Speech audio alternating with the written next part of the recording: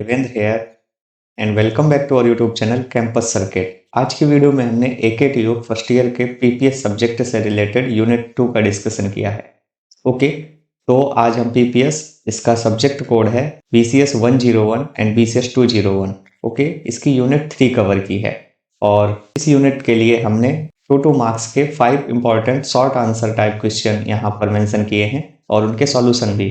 और इसके बाद में हमने 4 लॉन्ग क्वेश्चन यहाँ मेंशन किए हैं विद आंसर, जो कि आपके सेक्शन बी और सेक्शन सी में पूछे जाते हैं।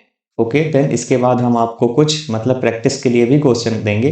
अगर आप इतना कर लेते हैं तो आपके सेमेस्टर एग्जाम में कोई भी क्वेश्चन, फिर चाहे वो लॉन्ग हो या फिर वो शॉर्ट, जो कि आपके सेक्शन ए में पूछे जाते हैं, वो आपके नहीं छूटेंगे। ओके, तो चलिए अब स्टार्ट करते हैं हम।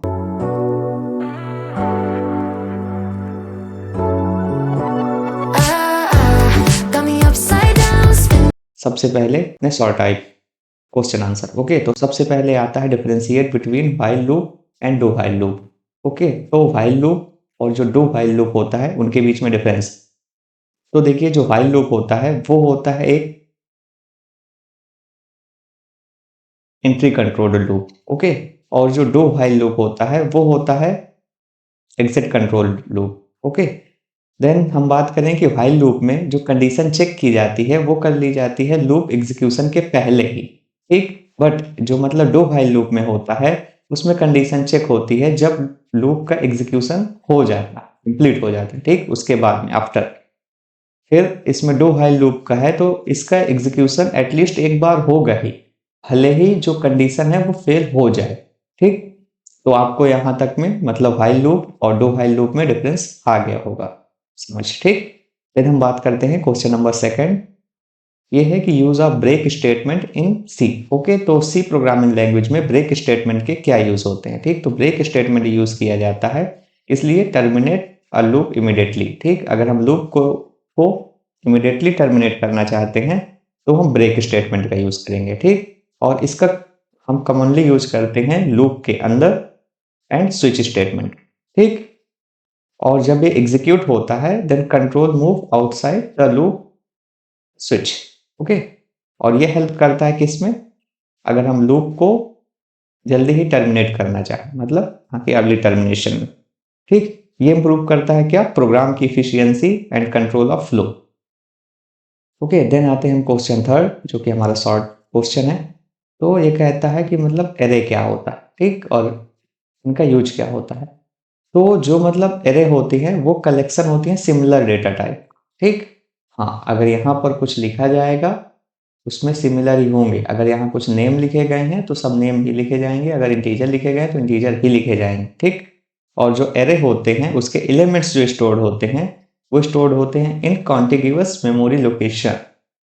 ठीक, ये अलाउ करते हैं storing multiple value using single variable name. ठीक, अगर यहाँ पर किसी एक मतलब वेरिएबल हमने यहाँ जैसे डिसाइड कर दिया तो उसके अंदर मल्टीपल वैल्यू यहाँ पर हम स्टोर कर सकते हैं। ठीक, ये अलाउ करते हैं और इससे हम एक्सेस कर सकते हैं मतलब एलिमेंट्स को और मतलब इंडेक्सिंग के थ्रू। ठीक, जैसे फर्स्ट वाला है तो उसकी इंडेक्सिंग ये हो गई, फिर देन ये है तो इसकी मान लो 1 हो गई तो 1 के थ्रू इसको इंडेक्स कर लिया गया। अगर हम मतलब जितने एलिमेंट हैं उनकी इंडेक्सिंग कर दिए हैं तो उनको हम मतलब फास्ट सर्च कर पाएंगे। कोई 8 नंबर पे है तो उसको हम इजिली मतलब सर्च कर पाएंगे। ठीक, तो इंडेक्सिंग के थ्रू क्या हो जाती है, जो सर्चिंग है वो फास्ट हो जाती है और इजी हो जाते हैं। ठीक, मतलब एक्सेस कर पाते हैं हम। और जो मतलब एरे है वो रिड्यूस कर देता है कोड लेंथ कॉम्प्लेक्सिटी। ओके, तो मतलब इसके यूज से कोड की length as well as complexity क्या हो जाती है, रिड्यूस हो जाती है। ठीक, देन हम बात करते हैं क्वेश्चन फोर्थ कि सी लैंग्वेज में स्ट्रिंग क्या होती है। ठीक, तो अगर स्ट्रिंग की बात करें तो जो स्ट्रिंग होती है वो सीक्वेंस ऑफ कैरेक्टर्स होते हैं। ठीक, ये स्टोर्ड होते हैं इन कैरेक्टर एरे। ओके, तो ये कैरेक्टर एरे में स्टोर्ड होते हैं। ठीक, स्ट्रिंग ऑलवेज एंड होती है किससे, एक मतलब नल कैरेक्टर से। ठीक, और इसको इससे डिनोट करते हैं। देन जो मतलब स्ट्रिंग लिखी जाती है वो डबल कोट्स के अंदर लिखी जाती है। लाइक यहाँ पर AKTU है, अगर यहाँ पर देखो कैरेक्टर नेम रहा और यहाँ AKTU है, ये डबल कोट्स के अंदर, ऐसे हम कैंपस सर्किट लिख दें ठीक। तो ये हो गया डबल कोट्स। तो डबल कोट्स के इनसाइड में लिखे जाते हैं क्या, स्ट्रिंग। ओके, देन हम आते हैं क्वेश्चन नंबर 5। तो इसमें differentiate between structure and union. Okay, तो मतलब स्ट्रक्चर एंड यूनियन के बीच में डिफरेंस लिखना होगा हमें। तो जो स्ट्रक्चर होता है वो मतलब allocate separate memory to each member. हर एक मेंबर को एक सेपरेट मेमोरी एलोकेट करता है, कौन, स्ट्रक्चर। ठीक, यूनियन में क्या होता है, यूनियन एलोकेट करता है shared memory for all members. जितने भी मेंबर्स हैं उनके लिए शेयर्ड मेमोरी एलोकेट करता है। और जो स्ट्रक्चर का साइज है तो वो होता है सम ऑफ ऑल मेंबर्स। ठीक, और जो यूनियन का साइज है वो होता है size of the largest number. ठीक, यूनियन में जो साइज होगा वो होगा साइज ऑफ लार्जेस्ट नंबर, और जो स्ट्रक्चर में साइज होगा वो होगा सम ऑफ ऑल मेंबर्स। ठीक, देन जो स्ट्रक्चर है तो स्ट्रक्चर का यूज होता है जब हमें ऑल वैल्यूज की नीड हो, ठीक, जितनी वैल्यूज हैं। और यूनियन का होता है जब मेमोरी सेविंग इज रिक्वायर्ड, जब हमें मेमोरी का की सेविंग करनी हो, क्योंकि इसमें मतलब सबकी नीड नहीं होती है हर एक वैल्यू की। ठीक, ओके, तो यहां पर हमने स्ट्रक्चर और यूनियन के बीच में भी डिफरेंस देख लिया। तो अब हमने 2 मार्क्स के यूनिट 3 के all important question answer cover कर लिए हैं।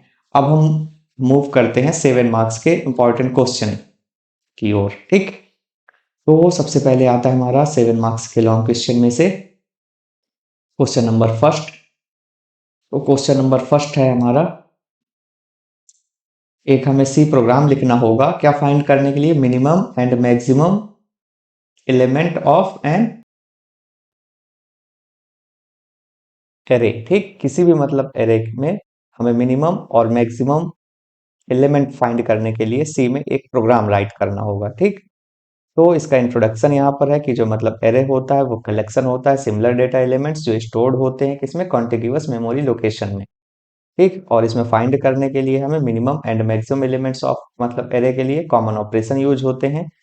ठीक, ये सब। ठीक, देन इसमें लॉजिकल यूज क्या है इसका, ये मतलब किसी हम एज्यूम करेंगे कि first element of the array has both minimum and maximum. ठीक, एरे हैज, देन इसमें कंपेयर करेंगे हम बाकी बचे हुए को और अपडेट करेंगे। ठीक, इसका जो एल्गोरिदम है तो यहाँ यहाँ पर मतलब एल्गोरिदम हमने मेंशन किया है कि ये कैसे वर्क करता है। स्टार्ट करेंगे, देन रीड करेंगे number of element in n, then read करेंगे उसके कितने एलिमेंट हैं जो एन मतलब कितनी सारी उसमें एरे यूज हुई हैं, देन उनको हम इनिशियलाइज करेंगे मिनिमम एंड मैक्सिमम जो फर्स्ट मतलब एरे होगा एलिमेंट। ठीक, देन कंपेयर करेंगे ईच एलिमेंट को विद मिनिमम एंड मैक्सिमम के साथ, अपडेट करते रहेंगे अकॉर्डिंगली उसी के, और डिस्प्ले करेंगे मिनिमम एंड मैक्सिमम। और हाँ, ये नोट्स वगैरह आपको टेलीग्राम चैनल में मिल जाएगी तो वहां से आप इजिली डाउनलोड कर लीजिएगा और अच्छे से पढ़ लीजिएगा। अब हम लोगों को कम टाइम में ये यूनिट कवर करनी है तो एक बार ओवरव्यू एंड गो थ्रू कर लेते हैं। ठीक, और जो इसके प्रोग्राम वगैरह हैं वो अगर आप और अच्छे समझना चाहते हैं तो मतलब इस पीडीएफ की स्क्रीनशॉट लेकर के या मतलब इस पीडीएफ को चैट जीपीटी या तो जेमिनाई में आप लोग अपलोड कर दीजिएगा। देन उसमें इजिली प्रॉम्प्ट दे करके मतलब इसके जो जो इसमें हमने प्रोग्राम मेंशन किए हैं उनको आप इजिली अच्छे से लर्न कर लीजिएगा और समझ लीजिएगा। ठीक, और इनकी प्रैक्टिस भी कर लीजिएगा। ठीक, तो यहाँ पर सी प्रोग्राम है, ये यहाँ पर दिया हुआ है। ठीक, और इसका मतलब एक्सप्लेनेशन भी है।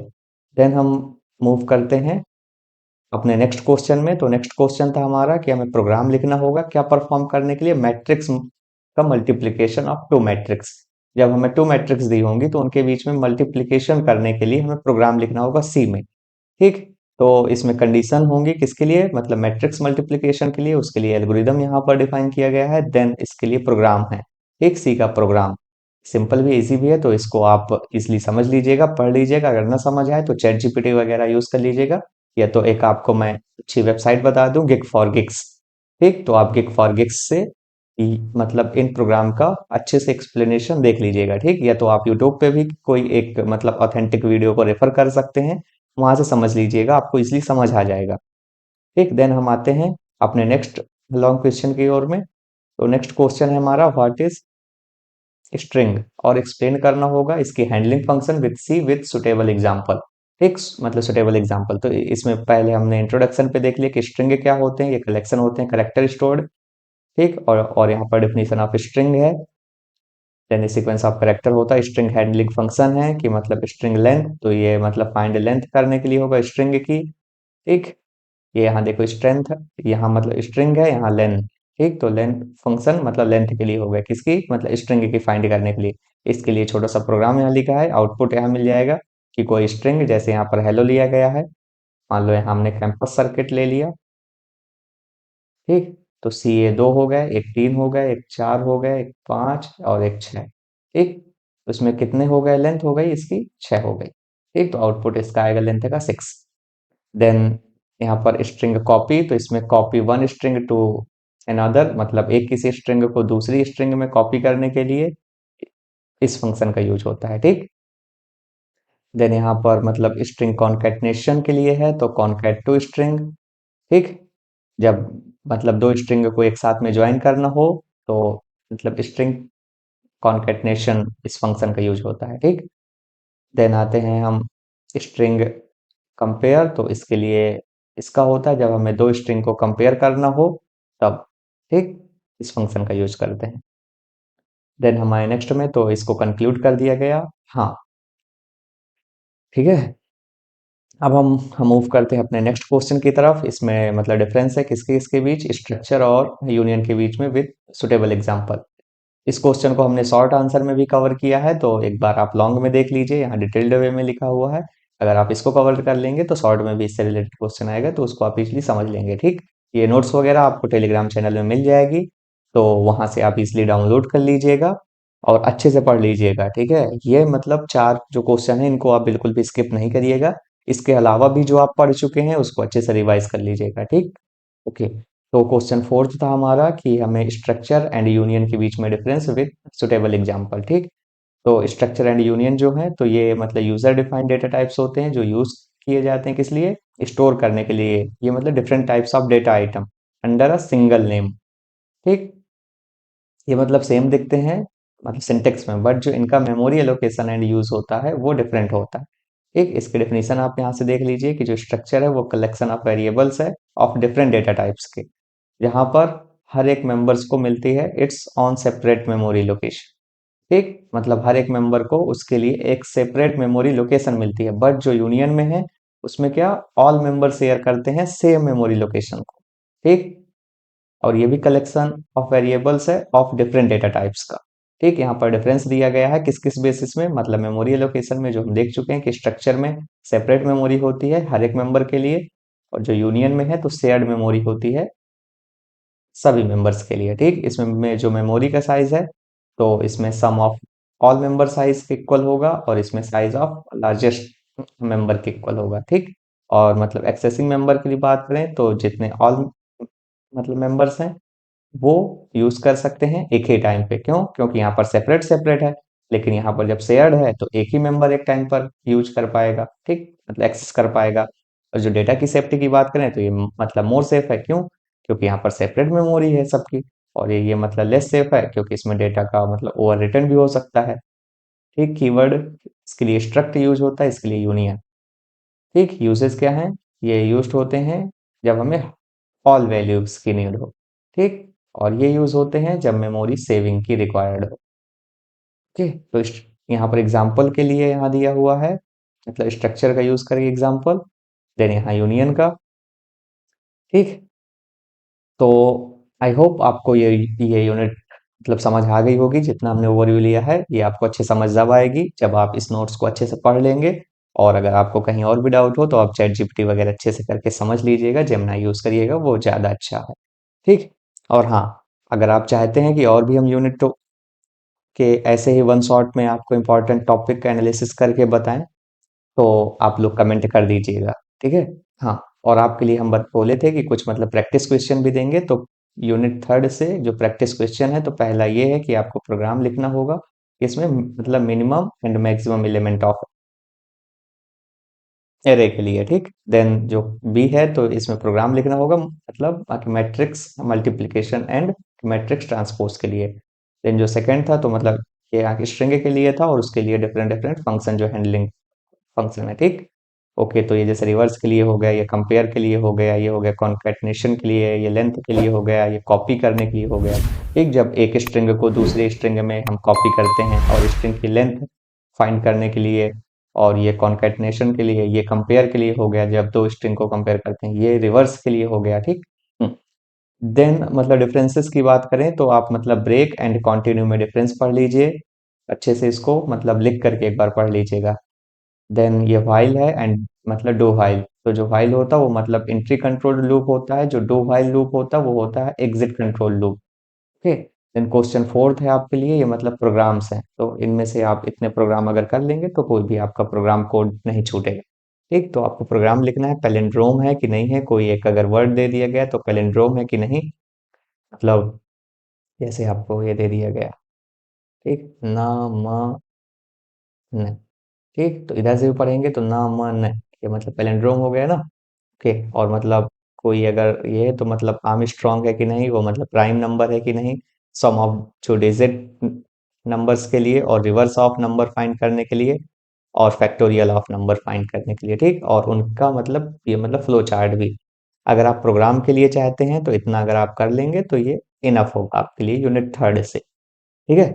हाँ, तो इस हमने वीडियो में क्या क्या कर लिया डिस्कस, मतलब 2 मार्क्स के इंपॉर्टेंट क्वेश्चन, फिर उसके बाद में जो 7 मार्क्स के इंपॉर्टेंट क्वेश्चन आते हैं, देन हमने आपके लिए प्रैक्टिस के लिए कुछ क्वेश्चन दे दिए हैं। अगर आप इतना कर लेते हैं तो ये आपकी स्ट्रेटजी होगी यूनिट थर्ड ऑलमोस्ट कवर करने की, और आपके अच्छे मार्क्स आ जाएंगे। ठीक है, तो पढ़ाई करते रहिए।